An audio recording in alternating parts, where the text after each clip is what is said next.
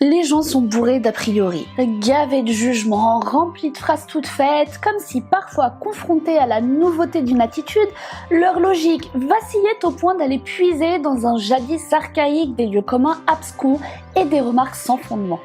Allez, je m'explique. Je me suis mise au skate il y a 2 ans. Jusque-là, rien de choquant. On est quand même loin de la quéquette tatouée sur le front et des incantations genre Hare Krishna en centre-ville. Pourtant, voilà quoi.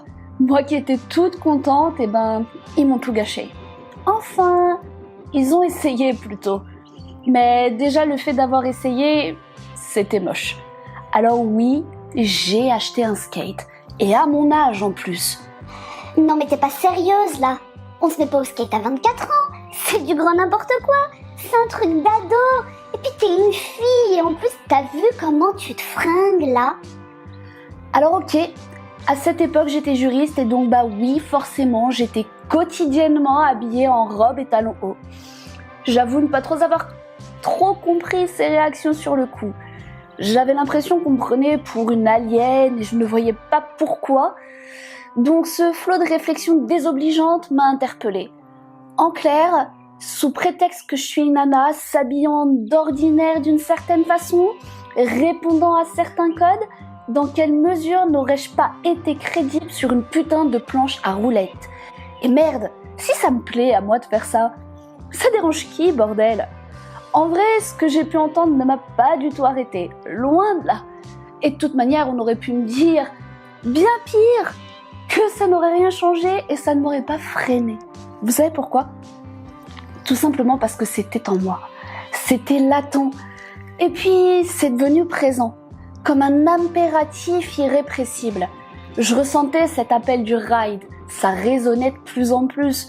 J'ai pas choisi un jour particulier pour m'y mettre. C'est la glisse qui a choisi son moment pour prendre le dessus sur tout. Alors j'ai foncé, je suis allée acheter mon premier skate et aussitôt rentrée, me voilà sur YouTube à regarder des vidéos pour savoir me placer correctement et freiner. Oui, on fait avec les moyens du bord. J'ai regardé 2 vidéos et voilà que je pousse tous mes meubles dans mon salon pour essayer. Oui, tu as bien entendu, dans mon salon. Bon, j'arrive à me placer, à avancer, à trouver mon point d'équilibre et là, j'ai voulu apprendre à faire demi-tour. À peine 2 heures plus tard, je suis sur la route. Et là, sentiment de bonheur intense. Sentir le vent quand tu glisses, c'est vraiment magique. Tu te sens mais totalement libre. Je me foutais bien d'aller vite ou pas, d'être régulière ou pas. J'étais enfin sur un skate. J'étais bien. J'étais heureuse de garder l'équilibre. Heureuse de sentir les vibrations, je profitais tout simplement. La vitesse importait peu, ce n'était pas ça le plus important. C'était juste être moi, sur une planche à roulettes, lâcher prise, les cheveux au vent parmi la nature effleurant les éléments. Une conception de la liberté. Sentir la vie. Non, pardon, se sentir vivre. C'est différent. Un mec que j'aime beaucoup m'a dit un jour, dans la glisse, c'est pas être la meilleure qui compte, c'est juste devenir meilleure. Il avait raison. Ce faisant, en outre, j'ai assouvi un besoin intérieur qui germait en moi depuis bien longtemps. N'en déplaise à mes détracteurs conformistes qui ne sauront jamais le plaisir de rider, bercer ce son si particulier des roues sur le bitume. Chercher son point d'équilibre, c'est apprendre à ne pas chuter. Et c'est surtout apprendre à trouver son propre équilibre. La glisse, c'est une leçon d'humilité, de respect. Et la seule compétition qui prime, c'est celle qu'on livre à soi-même. Là, je suis en train de vous parler d'un état d'esprit et pas d'un simple divertissement, parce que c'est bien de cela dont il s'agit.